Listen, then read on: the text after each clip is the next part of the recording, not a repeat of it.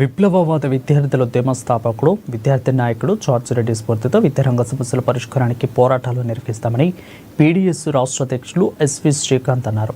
మంగళవారం పీడీఎస్యు 20వ జిల్లా మహాసభలను హైదరాబాద్లోని సంఘం కార్యాలయంలో ఘనంగా నిర్వహించారు. ఇక రాష్ట్ర ప్రభుత్వం పెండింగ్లో ఉన్న స్కాలర్షిప్, ఫీజు రింబర్స్మెంట్లను విడుదల చేయాలని డిమాండ్ చేశారు. విద్యార్థుల చదువులకు ఆటంకం కలగకుండా ప్రభుత్వం నడుచుకోవాలని అన్నారు. భయపడుతూ తీసుకోవాల్సిన పరిస్థితి. సెల్ఫ్ ఫైనాన్స్ కోర్సులు అంటే ఏంటి? వాళ్ళ స్కాలర్షిప్లు ప్రభుత్వాలు ఇవ్వకుండా, రియంబర్స్మెంట్ ప్రభుత్వాలు ఇవ్వకుండా, స్కాలర్షిప్ రియంబర్స్మెంట్ వర్తించినటువంటి కోర్సులు ఇవాళ ప్రభుత్వాలు తీసుకొని వస్తున్నటువంటి పరిస్థితి. ఇవాళ చాలా మంది ఇవాళ రాష్ట్రంలో దాదాపు అత్యధికమైనటువంటి విద్యార్థులు వాళ్ళ స్కాలర్షిప్ల మీద చదువుకుంటున్న విషయం వాస్తవం కాదా?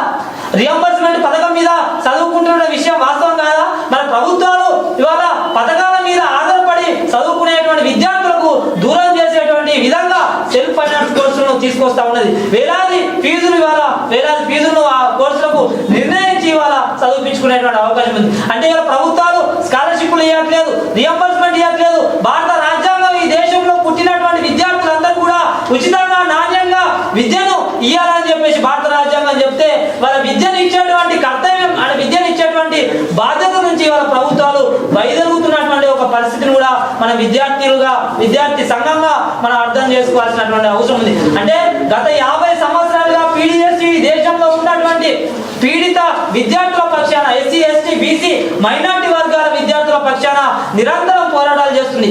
ఆ పోరాటాలు చేస్తున్న క్రమంలోనే జార్జ్ రెడ్డి చనిపోయిన పరిస్థితి. ఆ పోరాటాలు చేస్తున్న క్రమంలోనే జంపాల చంద్రశేఖర్ ప్రసాద్ చనిపోయిన పరిస్థితి. అట్లా శ్రీపాద శ్రీహరి, కోలా శంకర్,